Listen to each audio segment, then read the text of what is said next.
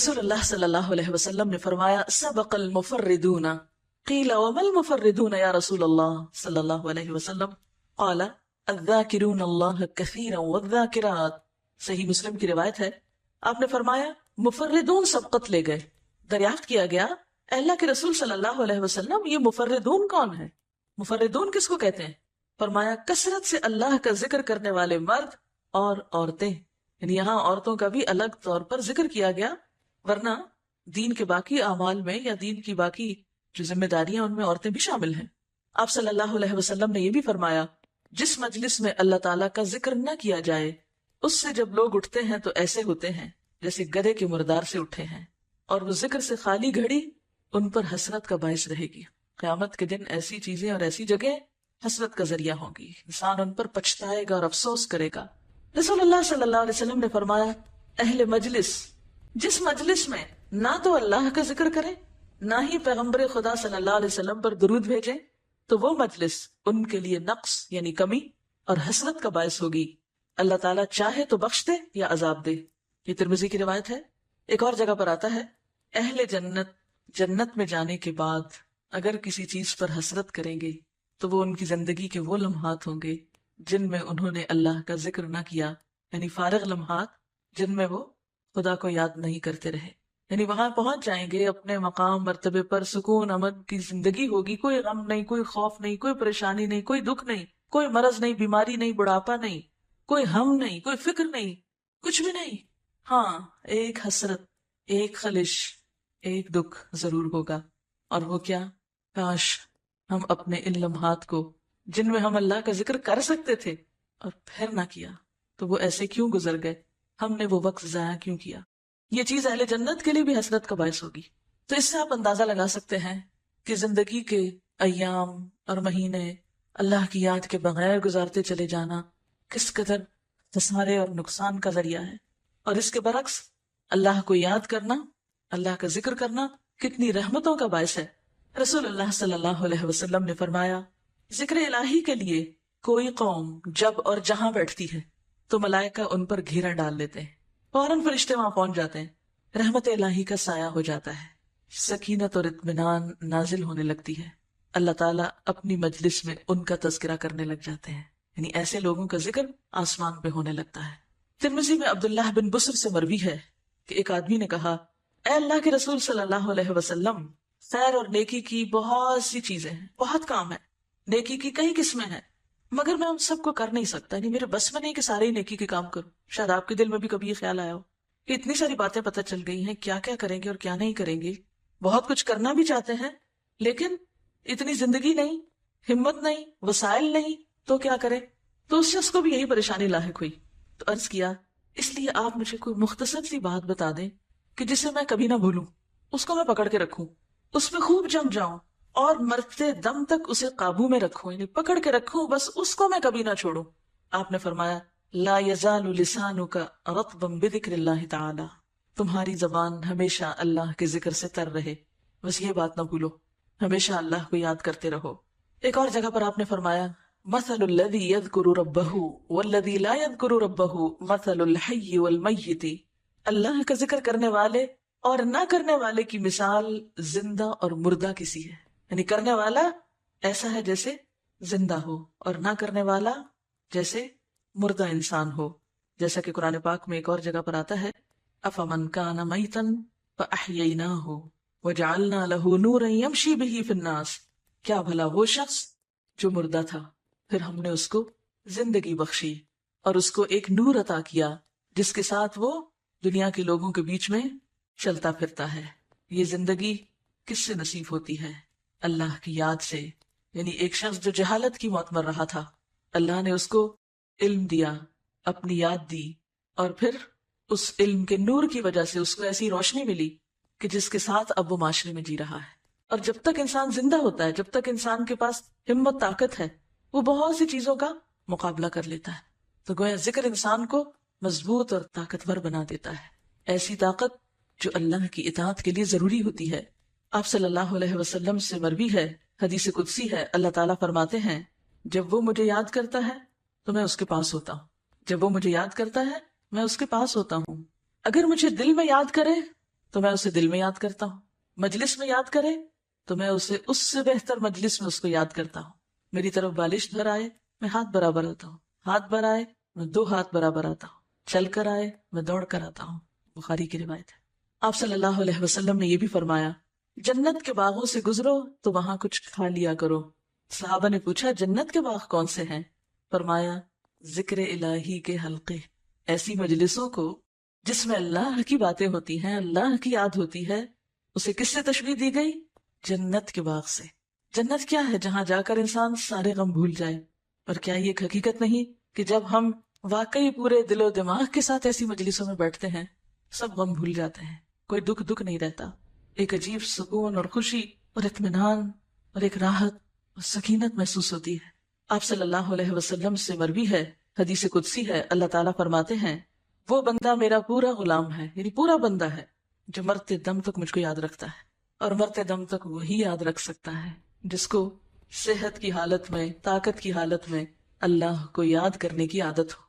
اسی لیے بہت سے ایسے لوگوں کے واقعات آپ نے پڑھے اور سنے ہوں گے کہ جو نزا کے عالم میں بھی اللہ اللہ کر رہے ہوتے ہیں، اللہ کی باتیں کر رہے ہوتے ہیں، اور کچھ لوگ مرتے وقت بھی جس چیز سے محبت ہوتی ہے، کسی کاروبار سے یا تجارت سے یا پھر کسی انسان سے یا کسی کرکٹر سے یا کسی اور سے، مرتے وقت بھی اسی کی باتیں کر رہے ہوتے ہیں۔ اور یہ ایک فیکٹ ہے، کسی نے ایک ریسرچ کی تھی اور اس نے 100 ایسے لوگوں کے تجربات اور مشاہدات ریکارڈ کیے اور بیان کیے کہ جو ڈیتھ بیڈ پہ تھے کہ وہ آخری وقت میں کیا باتیں کرتے ہیں، اور دیکھا یہ گیا کہ جیسی باتیں لوگوں کی حالت بیداری میں ہوتی تھی، زندگی میں ہوتی تھی، ڈیتھ بیڈ پہ بھی وہ انہی چیزوں کے بارے میں بات کر رہے ہوتے تھے، بستر مرگ پر بھی وہ انہی چیزوں کے بارے میں بات کر رہے ہوتے تھے، کیونکہ جو چیز کثرت سے ہماری زندگی میں ہوتی ہے نا وہی خوابوں میں نظر آنے لگتی ہے۔ جو چیز ہمارے دل کو لگ جائے، مثلا کسی امتحان کا خوف، تو خواب میں بھی ہم پرچہ لکھ رہے ہوتے ہیں، ٹیسٹ کی تیاری کر رہے ہوتے ہیں، یا کسی انسان کی محبت، تو پھر خوابوں میں بھی ہمیں وہی نظر آ رہا ہوتا ہے۔ یہ قدرتی بات ہے۔ تو جس دل میں اللہ کی یاد گھر کر جائے، پھر حالت بیداری میں بھی اور خواب میں بھی اور زندگی میں بھی اور مرتے وقت بھی پھر وہ اللہ ہی کو یاد کرتا ہے۔ ایسا ہی بندہ اللہ اس کو اپنا مکمل بندہ قرار دیتا ہے کہ یہ میرا ہے، اور جس کو اللہ اپنا کہہ دے پھر اس سے بڑھ کر اس کے لیے اور کوئی درجہ اور گریڈ اور رتبہ اور مقام کیا ہو سکتا ہے؟ دنیا کے بڑے بڑے عہدے اور دنیا کی بڑی بڑی ترقی اس کے سامنے ہیچ ہے کہ کسی کو مالک کائنات اپنا کہہ دے کہ یہ میرا پورا بندہ ہے۔ قرآن پاک کو اگر ہم دیکھیں تو اس میں بھی ہمیں بہت ساری ایسی آیات ملتی ہیں کہ جن میں ذکر کی کثرت یا بار بار ذکر کرتے رہنے کی تلقین کی گئی ہے۔ مثلا سورۃ الاحزاب میں اللہ تعالیٰ فرماتے ہیں یا ایھا الذین آمنوا اذکروا اللہ ذکرا کثیرا، اے لوگو جو ایمان لائے ہو اللہ کا ذکر کیا کرو، اللہ کو یاد کیا کرو۔ کتنا؟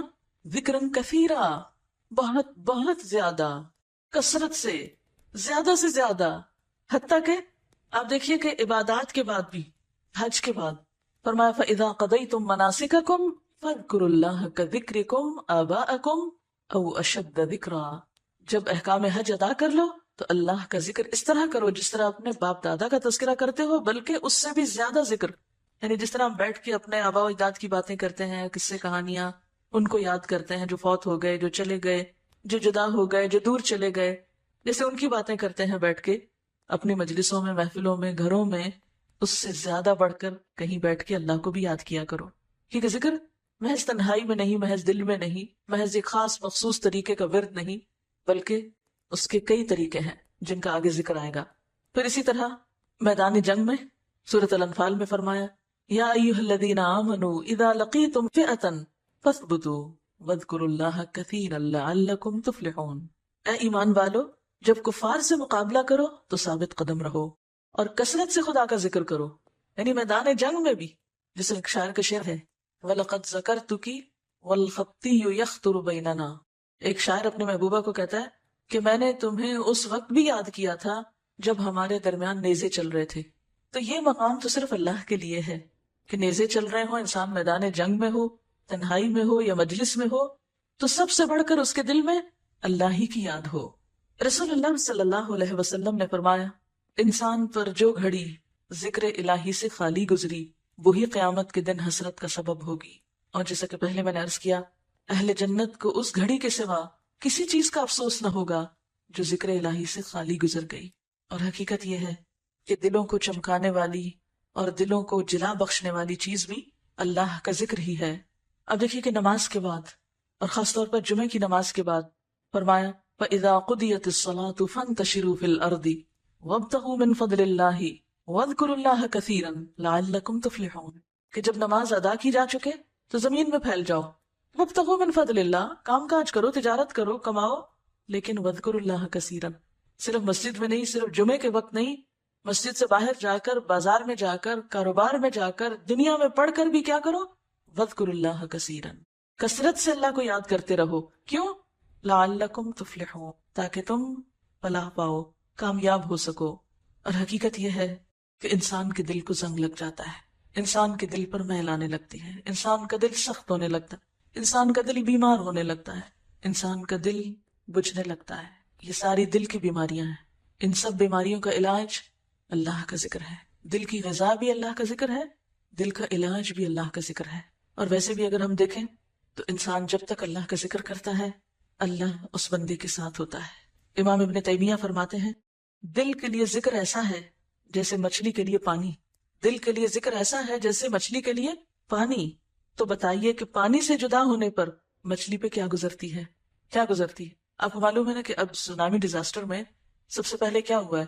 زمین پھٹی ہے، اور جو سمندر کا پانی سطح زمین پر تھا وہ سمندر کے اندر جانے لگا، سک ہونے لگا، زمین اس کو سک کرنے لگی۔ اس کے نتیجے میں جب پانی تیزی کے ساتھ زمین کے اندر گیا تو جو مچھلیاں تھی سمندر میں وہ تڑپنے لگی، اور بہت سے لوگ ان کو پکڑنے آ گئے۔ اس وقت بھی عبرت کی نگاہ نہیں تھی کہ یہ کیا ہوا، کبھی ایسا نہیں ہوا کہ پانی اس طرح نیچے اتر جائے زمین کے، یہ تو قیامت کی نشانیوں میں سے، یہ تو کوئی بڑی بلا ہے، کوئی بڑی آفت ہے کہ اذا البحار فجرت۔ تو آپ ذرا اس نظارے کو امیجن کریں کہ پانی سمندر کا ہٹ جائے اور مچھلیاں کیا حالت ہوگی ان کی، کبھی تڑپتی مچھلیاں دیکھی ہیں؟ تو بالکل اسی طرح جو دل اللہ کا ذکر نہیں کرتے اسی طرح تڑپتے رہتے ہیں، بے چین رہتے ہیں۔ وہ کہتے سمجھ نہیں آتی کہ آخر کیا ہے دل میں، کیا غم ہے، سب کچھ تو ہے پھر بھی کیوں دکھی ہے؟ کیونکہ اللہ کی یاد نہیں، اور اللہ کی یاد کو بھی وہ صرف چند وظیفے وظائف میں سمجھتے ہیں۔ یہ ذکر کا بھی چونکہ صحیح مفہوم نہیں پتا ہوتا، اس لیے بعض لوگ ذکر کر کے بھی پیاسے ہی رہتے ہیں، ذکر کر کے بھی ان کو صحیح پانی نہیں ملتا۔ تو ذکر کرنے کا سب سے بڑا فائدہ یہ ہے کہ انسان کو اللہ کی مدد اور تائید حاصل ہوتی ہے۔ پھر یہ کہ شیطان دور بھاگتا ہے، شیطان سے انسان محفوظ ہوتا ہے، شیطان کے منصوبوں کو ناکام بنا دیتا ہے۔ وہ اتنی پلاننگ کر کے آتا ہے آپ کو بہکانے کے لیے، آپ اللہ کی یاد میں مشغول ہیں، اس کو منہ کی کھانی پڑتی ہے، ذلیل و رسوا ہو کے لوٹتا ہے۔ پھر اسی طرح اللہ کی رضا اور خوشی کا سبب بھی ذکر ہی سے ہوتا ہے۔ ذکر دل کے لیے بھی روشنی ہے اور چہرے کے لیے بھی روشنی ہے۔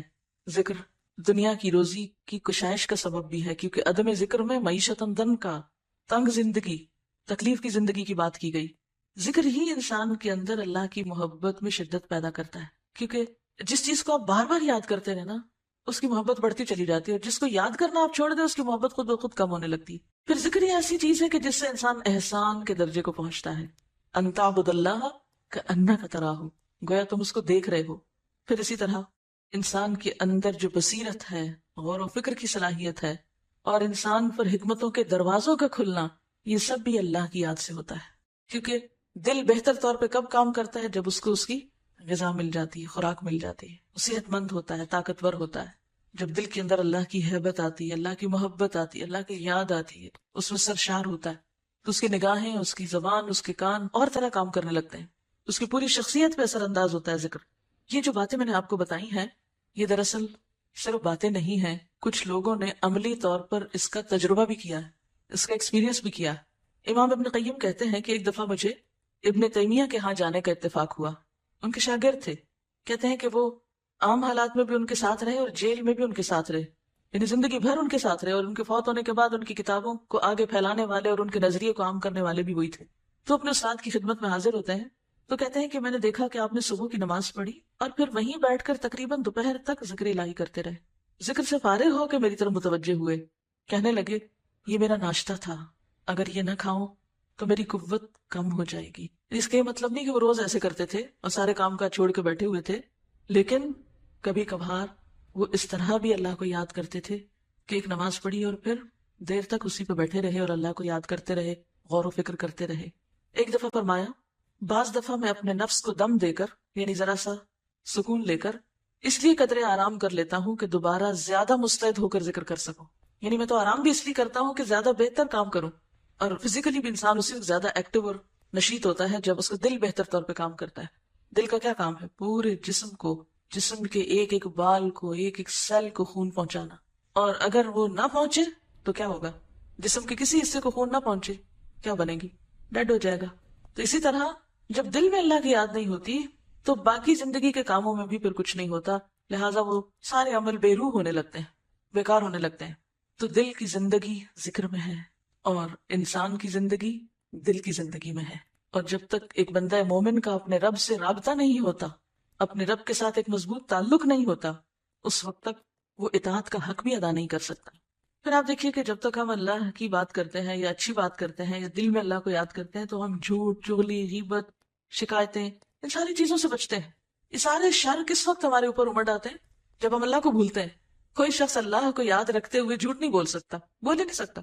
اور اگر انسان ہونے کے ناطے کمزوری سے اس کے منہ سے نکل بھی کچھ جائے تو فوراً پلٹے گا، کیونکہ فرقان ہے نا اندر، چین ہی نہیں لینے دے گا. اسی طرح اگر غیبت کرنے لگ جائے تو فوراً احساس ہو جائے گا. اذا مسهم طائف من الشیطان تذکروا، انہیں فوراً سمجھ آ جاتی کہ ہم کچھ غلط کر رہے ہیں، فوراً رک جائے گا.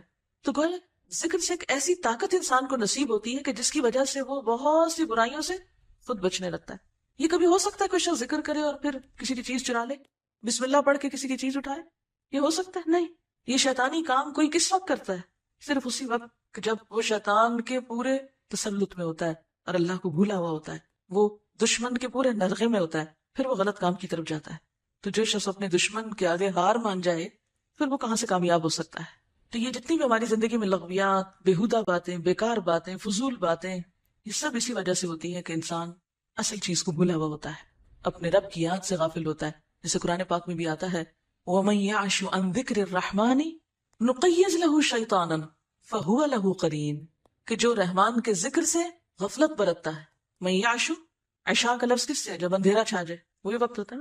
من یعشو عن ذکر الرحمن، رحمان کے ذکر سے اس کا دل خالی ہوتا ہے، اندھیرا ہے دل. نقیض لہ شیطانا، اللہ تعالیٰ خود اس شخص پہ شیطان مسلط کر دیتے ہیں. فہو لہ قرین، پھر وہ اس کا ساتھی بن جاتا ہے، وہ اس کا دوست بن جاتا ہے. فسا قرینا، کتنا بدترین دوست ہے یہ، کتنا بدترین ساتھی ہے یہ. اور سب سے بڑی مصیبت تو یہ ہے کہ جو اللہ کو بھولتا ہے اللہ اس کو بھلا دیتا ہے.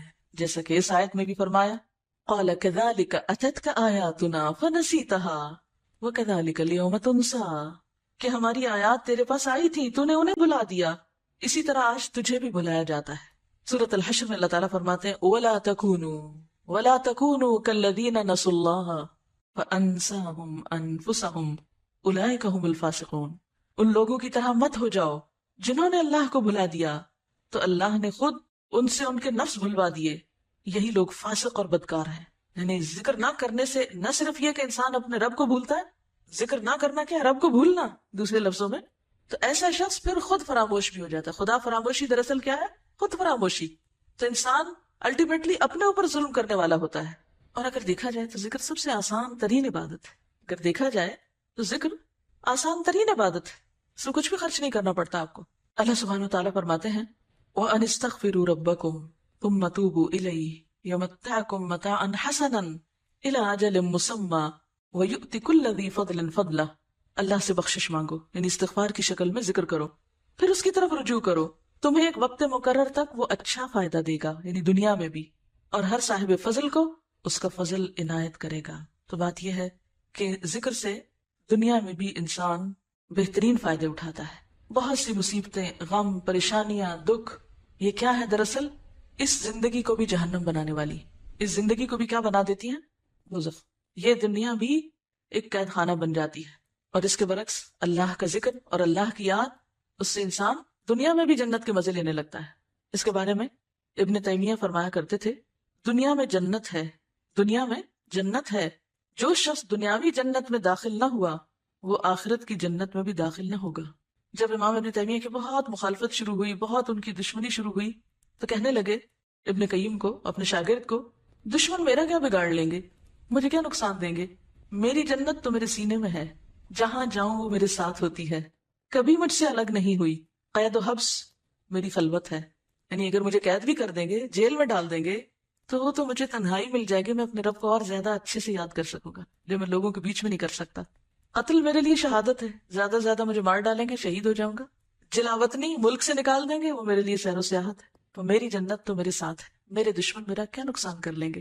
یعنی جب انسان کو اللہ کی محبت حاصل ہو جاتی ہے تو پھر انسان کے سامنے کوئی تکلیف، دکھ، پریشانی رہتی نہیں ہے، کیونکہ اس کے ساتھ اس کا خدا ہوتا ہے، اس کا رب ہوتا ہے، اس کے اندر ایک سکون ہوتا ہے۔ جو قلعے میں قید کر دیے گئے، یعنی بالآخر وہ مخالفت اور دشمنی اور شکایتیں ان کے خلاف اتنی بڑی کہ حاکم وقت کو اسی میں عافیت نظر آئی کہ ان کو جیل میں ڈال دیا جائے۔ تو قلعے کے اندر فرماتے ہیں اس نعمت کے شکرانے میں، کس کو نعمت کہہ رہے ہیں؟ قید کو۔ اس نعمت کے شکرانے میں یہ قلعہ سونے سے بھر کر خرچ کر دینا بھی میرے نزدیک کم ہے، اور میں اس نعمت کے عوض اس قدر سونا نثار کرنے کو بھی حقیر رقم تصور کروں گا کہ لوگوں نے مجھے ساری دنیا سے کاٹ کر جو الگ کر دیا، تو مجھے کتنی بڑی دولت مل گئی کہ میرے لیے اپنے رب کی یاد اور آسان ہو گئی، کہ پہلے تھوڑا وقت ملتا تھا، زیادہ وقت ملتا ہے اپنے رب کو یاد کرنے کا۔ ایک اور موقع پہ فرماتے ہیں دشمنوں نے مجھے قید و بند میں ڈال کر مجھ پہ جو احسان کیا ہے اور میرے لیے خیر و بھلائی کے اسباب مہیا کر دیے ہیں، میں ان کا عوض ادا کرنے سے قاصر ہوں، میں تو اس احسان کا بدلہ نہیں چکا سکتا۔ کس طرح نظر بدلتی ہے ایک انسان کی اس دنیا اور اس کے غموں کے بارے میں جب حقیقت میں وہ اپنے رب کا بندہ بن جاتا ہے، اس سے جڑ جاتا ہے۔ اور اگر دل میں پریشانی اور غم اور دکھ ہے تو یہ نتیجہ ہے اس بات کا کہ آپ اللہ سے جڑے ہوئے نہیں ہیں، کیونکہ یہ قرآن کہتا ہے من اعرض عن ذکری فإن له معیشۃ ضنکا، جو میری یاد سے غافل ہوگا، جو بندوں پہ تکیہ کرے گا، جو انسانوں کے سہارے ڈھونڈے گا، میں پھر اس کو انہی کے حوالے کر دوں۔ انسان کے اوپر دکھ تکلیفیں کیوں آتی؟ جب انسان اللہ کو چھوڑ کے بندوں سے مدد چاہتا ہے، بندوں کے آگے ہاتھ پھیلاتا ہے اور بندوں کے آگے روتا ہے اور بندوں سے مانگتا ہے، اور بندے اس کی توقعات پہ پورا نہیں اترتے، پھر وہ مارا مارا پھرتا ہے۔ ایک دفعہ فرمانے لگے قیدی وہ نہیں جو قید ہو جائے، قیدی وہ نہیں جو قید ہو جائے، قیدی تو وہ ہے جس کا دل دنیا کی خواہشات میں قید ہو جائے، دنیا کی محبت میں قید ہو جائے۔ یعنی قیدی وہ نہیں ہے جو جیل میں بند کر دیا جائے، قیدی کون ہے؟ جو دنیا کی محبت میں قید ہوا پھرتا ہے، وہ اس کو چین نہیں لینے دیتی۔ جب انہیں قید خانے میں بھیجا گیا اور دروازہ بند کر دیا گیا تو دیوار کے اندر کی طرف آ کے کہنے لگے فَضُرِبَ بَيْنَهُمْ بِسُورٍ لَهُ بَابٌ بَاطِنُهُ فِيهِ الرَّحْمَةُ وَظَاهِرُهُ مِنْ قِبَلِهِ الْعَذَابُ۔ کیا معنی ہے اس کا؟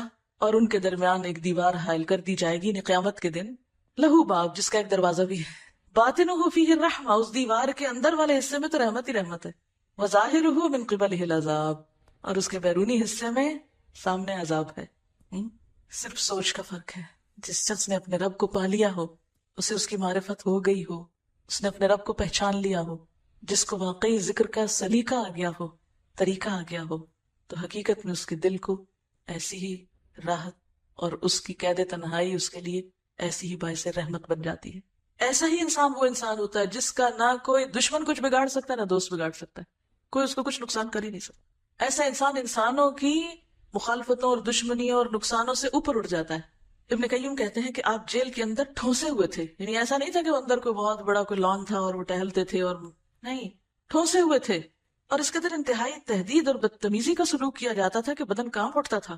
یعنی ان کے ساتھ بہت بدتمیزی سے لوگ پیش آتے تھے جیل کے۔ ذرا آپ اپنے آپ کو رکھ کے دیکھیں کہ کوئی آپ کو ایک جملہ کہہ دے تو آپ کا پارا کتنا ہائی ہوتا ہے، اور آپ کہاں کھڑے ہوتے ہیں، اور آپ کے دل کے اندر کی حالت کیا ہوتی ہے۔ اور وہاں اتنا بڑا عالم، 35 جلدوں میں ان کے فتاویٰ کبھی آپ نے دیکھے ہو؟ کسی بھی اسلامی لائبریری میں جائیں، سب سے زیادہ والیوم ان کے نظر آئیں گے آپ کو، اتنی کتابیں لکھی۔ اس پائے کا عالم اور ایک معمولی سا انسان اٹھ کے اس کے ساتھ بدتمیزی کا سلوک کرے، چونکہ دل میں ذاتی بڑائی نہیں نا، اللہ ہی کی بڑائی، اس لیے کوئی پرواہ نہیں کہ کوئی کیا سلوک کر رہا ہے میرے ساتھ۔